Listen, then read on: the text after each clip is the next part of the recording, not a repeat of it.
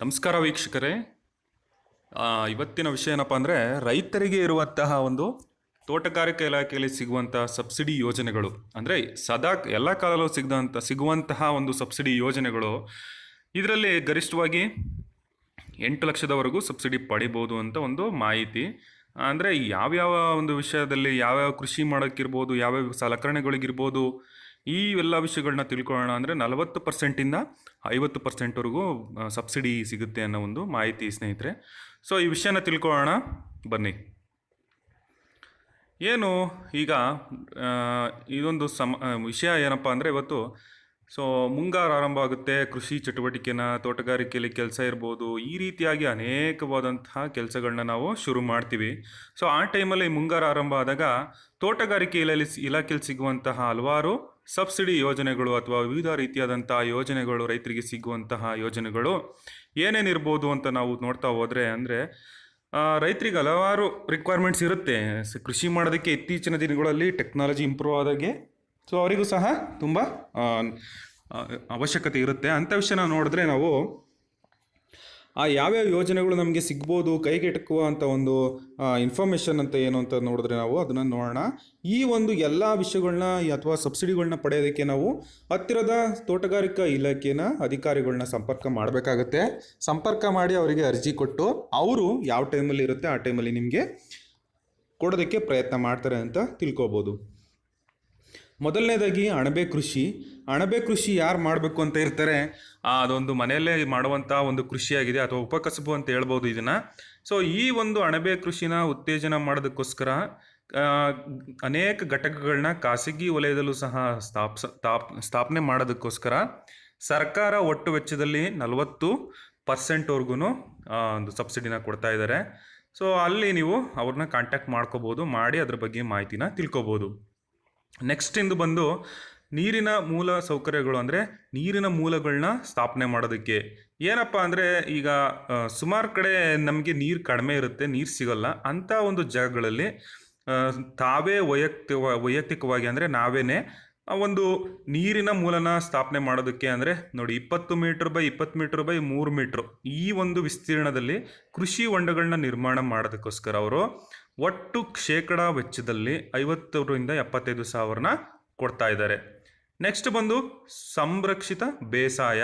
So ಸಂರಕ್ಷಿತ ಬೇಸಾಯ ಪದ್ಧತಿಗಳನ್ನ ಅಳವಡಿಕೆ ಮಾಡಿಕೊಡೋದಕ್ಕೋಸ್ಕರ ನಮ್ಮ ರೈತರಿಗೆ ಅಂದರೆ ತೋಟಗಾರಿಕೆ ಬೆಳೆಗಳನ್ನ ಬೆಳೆಯಲು ವಿವಿಧ ವಿನ್ಯಾಸಗಳಲ್ಲಿ ಗರಿಷ್ಠ 4,000 ರೂಪಾಯಿವರೆಗೂ ಕೊಡ್ತಾ ಇದ್ದಾರೆ. ಸೊ ಅದು ಏನಕ್ಕೆ ಒಂದು ಮುಖ್ಯವಾಗಿ ಅಂತ ಹೇಳಿದ್ರೆ, ಎಷ್ಟು 4,000 ಚದರ ಮೀಟ್ರ್ ಹಸಿರು ಮನೆ ಘಟಕಗಳನ್ನ ನಿರ್ಮಾಣ ಮಾಡೋದಕ್ಕೆ, ಅಂದರೆ ಪಾಲಿ ಹೌಸ್ ಅಂತ ಏನು ಹೇಳ್ತೀವಲ್ಲ ಅದನ್ನು ಮಾಡೋದಕ್ಕೆ ಶೇಕಡ 50ರಿಂದ ಗರಿಷ್ಠ 447 ರೂಪಾಯಿಗಳನ್ನ ಕೊಡ್ತಾರೆ. ಶೇಕಡ 50ರಂತೆ, ಅಂದರೆ ಪ್ರತಿ ಚದರ ಮೀಟರ್ಗೆ ಗರಿಷ್ಠ 447 ರೂಪಾಯಿಯಷ್ಟು ಕೊಡ್ತಾರೆ. ಈ ಸಹಾಯಧನ ನೀವು ಪಡೆಯೋದಕ್ಕೂ ಅವಕಾಶ ಇರುತ್ತೆ.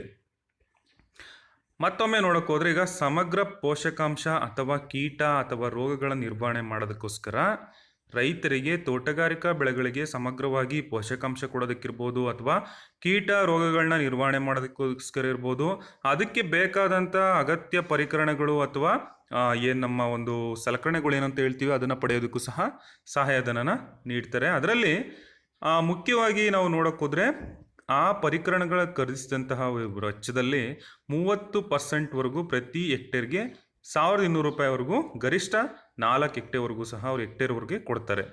ಸೊ ಏನಪ್ಪ ಅಂದರೆ, ನಾವು ಗರಿಷ್ಠ 4 ಹೆಕ್ಟೇರ್ವರೆಗೂ ನಾವು ಸಹಾಯಧನನ ಪಡಿಬೋದು ಅಂತ ಕಂಡು ಬಂದಿದೆ. ಸೊ ಈ ರೀತಿಯಾಗಿ ಅನೇಕವಾದಂತಹ ಅವಕಾಶಗಳು ಇರುತ್ತೆ, ಅದನ್ನು ನಾವು ಉಪಯೋಗ ಪಡ್ಕೋಬೇಕು. ನೆಕ್ಸ್ಟ್ ಬಂದು ಜೇನು ಸಾಕಾಣಿಕೆ ಇಂಟ್ರೆಸ್ಟ್ ಇರೋವಂಥವ್ರಿಗೆ ಜೇನು ಸಾಕಾಣಿಕೆಗೆ ಬೇಕಾದಂತಹ ಪರಾಗಸ್ಪರ್ಶ ಅಭಿವೃದ್ಧಿ ಅಂತ ಏನು ಹೇಳ್ತೀವಲ್ಲ, ಅಂದರೆ ಹೂಗಳು ದುಂಬಿ ಅಲ್ಲಿಂದ ಇಲ್ಲಿಗೆ ಅದು ಕೀಟಗಳಿರ್ಬೋದು ಓಡಾಡೋಕ್ಕೆ ಬೇಕಾದಂತಹ ಒಂದು ಇದಕ್ಕೆ, ಸೊ ಅವುಗಳಿಗೆ ಮುಖ್ಯವಾಗಿ ಬೇಕಾದಂತಹ ಜೇನು ಕಾಲೋನಿ ಇರ್ಬೋದು, ಜೇನು ಪೆಟ್ಟಿಗೆ ಇರ್ಬೋದು, ಸಲಕರಣೆ ಇರ್ಬೋದು, ಇದನ್ನೆಲ್ಲ ಖರೀದಿ ಮಾಡೋದಕ್ಕೂ ಸಹ ನಮಗೆ ರೈತರಿಗೆ ಶೇಕಡ 40ರಂತೆ, ಅಂದರೆ 1,600 ರೂಪಾಯಿ ಜೇನು ಕಾಲೋನಿ ಮತ್ತು ಜೇನು ಪೆಟ್ಟಿಗೆ ಹಾಗೂ ಜೇನು ಸಂಕರಣೆಗಳಿಗೆ 8,000ವರೆಗೂ ಸಹ ಸಹಾಯಧನನ ಕೊಡ್ತಾರೆ ಅಂತ ತಿಳಿದು ಬಂದಿದೆ ಸ್ನೇಹಿತರೆ. ಸೊ ಇದನ್ನು ನೀವು ಮಾಹಿತಿ ಪಡ್ಕೊಂಡು ಉಪಯೋಗ ಮಾಡ್ಕೊಳ್ಳಿ. ನೆಕ್ಸ್ಟ್ ಬಂದು ಇನ್ಯಾವುದು ಅಂದರೆ ತೋಟಗಾರಿಕೆಯಲ್ಲಿ ಯಾಂತ್ರೀಕರಣ. ಅಂದರೆ ತೋಟಗಾರಿಕೆಯಲ್ಲಿ ಇವಾಗ ನಮಗೆ ಯಾರು ಕೂಲಿ ಅಂದರೆ ಕೂಲಿ ಇಲ್ಲ ಕೆಲಸ ಮಾಡೋಕ್ಕೆ ಜನನೂ ಇಲ್ಲದೆ ಇರೋ ಕಾರಣ ತುಂಬ ಈಗ ಯಾಂತ್ರೀಕರಣ ಜಾಸ್ತಿ ಆಗ್ತಾ ಇದೆ. ಸೊ ಅದನ್ನೆಲ್ಲ ಮಾಡೋದಕ್ಕೋಸ್ಕರ ಅಲ್ಲೂ ನಿಮಗೆ ಕೃಷಿ ಚಟುವಟಿಕೆ ಏನೇನು ಮಾಡಬೇಕು, ಅಲ್ಲಿ ಏನೇನು ಯಾಂತ್ರೀಕರಣ ನೀವು ಮಾಡ್ಬೋದು, ಯಾವ್ಯಾವ ಒಂದು ಮೆಷಿನರಿಗಳನ್ನ ಯೂಸ್ ಮಾಡ್ಬೋದು, ಅಂತಹ ಒಂದು ಮೆಷಿನರಿ ಅಥವಾ ನೀರಿನ ಇದಕ್ಕಿರ್ಬೋದು ಎಲ್ಲದಕ್ಕೂ ನಮಗೆ ಸ್ವಯಂ ಚಾಲಿತ ಯಂತ್ರೋಪಕರಣ ಅಂತ ಏನು ಹೇಳ್ತೀವಲ್ಲ ಅವುಗಳಿಗೋಸ್ಕರ ಅದಕ್ಕೂ ಸಹ 20 HP ಕಡಿಮೆ ಸಾಮರ್ಥ್ಯ ಇರುವಂತಹ ಟ್ರ್ಯಾಕ್ಟರ್ ಇರ್ಬೋದು, ಪವರ್ ಟಿಲ್ಲರ್ ಇರ್ಬೋದು, ಅಥವಾ ರೈತರಿಗೆ ಇದನ್ನೆಲ್ಲ ಖರೀದಿ ಮಾಡೋದಕ್ಕೆ 75,000ವರೆಗೂ ಸಹ ಸಹಾಯಧನನ ನೀಡ್ಬೋದು ಅಂತ ಒಂದು ಮಾಹಿತಿ. ಅದನ್ನು ನೀವು ಪರಿಶೀಲನೆ ಮಾಡಬೇಕು. ನೆಕ್ಸ್ಟ್ ಬಂದು ಕೊಯ್ಲೋತ್ತರ ನಿರ್ವಹಣೆ ಅಂತ ಏನು ಹೇಳ್ತೀವಿ ಅಂದರೆ ಹಣ್ಣು, ತರಕಾರಿ, ಹೂವಿನ ಗಿಡ ಇವೆಲ್ಲ ಬೆಳೆದಾದ್ಮೇಲೆ ಅವನ್ನ ಹಾಳಾಗದಂತೆ ನಾವು ಯಾವ ರೀತಿ ಸಂರಕ್ಷಣೆ ಮಾಡಿ ಇಡ್ಬೋದು, ಸಮರ್ಪಕವಾಗಿ ನಿರ್ವಹಣೆ ಮಾಡ್ಬೋದು ಅದನ್ನು ಅಂತ ಒಂದು ಅದಕ್ಕೆ ಬೇಕಾದಂತಹ ಮೂಲಭೂತವಾದಂಥ ಸೌಕರ್ಯಗಳು ಅಂದರೆ ಬಾಕ್ಸ್ಗಳಿರ್ಬೋದು ಅಥವಾ ಅನೇಕ ಸಲಕರಣೆಗಳು ಅದಕ್ಕೆ ಬೇಕಾದಂತಹ ವಿಂಗಡಣೆ ಮಾಡೋಕ್ಕಿರ್ಬೋದು, ಶೇಖರಣೆ ಮಾಡೋಕ್ಕಿರ್ಬೋದು. ಸೊ ಈ ಎಲ್ಲ ಒಂದು ಸಲಕರಣೆಗಳಿಗೆ ಫಾರ್ ಎಕ್ಸಾಂಪಲು ಪಾಲಿಹೌಸ್ ನಿರ್ಮಾಣ ಮಾಡೋದಿರ್ಬೋದು, ಇವಕ್ಕೆಲ್ಲನೂ ಸಹ ಪ್ರತಿ ಘಟಕಕ್ಕೆ ಜಮೀನಲ್ಲಿ 2 ಲಕ್ಷದವರೆಗೂ ಅಂದರೆ ಗರಿಷ್ಠ 2 ಲಕ್ಷದವರೆಗೂ ಸಹಾಯಧನನ ಕೊಡ್ತಾರೆ ಅಂತ ಕಂಡು ಬಂದಿದೆ. ಸೊ ಅದನ್ನು ನೀವು 2 ಲಕ್ಷ ಅಂದರೆ ಗರಿಷ್ಠ ಅಂತ ಇರುತ್ತೆ. ಸೊ ಅದು ಡಿಪೆಂಡ್ಸು ಯಾವ ಜಾಗ, ಯಾವ ಒಂದು ಇದು ಯಾವ ರೈತರಿಗೆ ಎಷ್ಟು ಕೊಡಬೇಕು ಅಂತಲೂ ಸಹ ಇರುತ್ತೆ. ಅದನ್ನು ನೀವು ಕೂಲಂಕುಷಿತವಾಗಿ ವಿಚಾರಣೆ ಮಾಡಿ ತಿಳ್ಕೊಳ್ಳಿ. ನೆಕ್ಸ್ಟ್ ಬಂದು ಮಾರುಕಟ್ಟೆಯಲ್ಲಿ ಮೂಲ ಸೌಕರ್ಯಗಳನ್ನ ಸ್ಥಾಪನೆ ಮಾಡೋಂಥ ಒಂದು ಯೋಜನೆ. ಸೊ ರೈತರಿಗೆ ಬೆಳೆದಂತಹ ಒಂದು ಬೆಳೆಗಳನ್ನ, ತೋಟಗಾರಿಕೆ ಬೆಳೆಗಳನ್ನ ನಾವು ಹೆಂಗೆ ವ್ಯವಸ್ಥಿತವಾಗಿ ಮಾರುಕಟ್ಟೆಗೆ ಸಾಗಣೆ ಮಾಡಬೇಕಾಗುತ್ತೆ. ಸೊ ಅದಕ್ಕೂ ಸಹ ನಾವು ಮೂಲ ಸೌಕರ್ಯ ಮುಖ್ಯನೇ ಆಗಿದೆ. ಯಾಕೆಂದರೆ ಸುಮ್ಮನೆ ನೀವು ತಗೊಂಡು ಹೋಗೋಕ್ಕಾಗಲ್ಲ.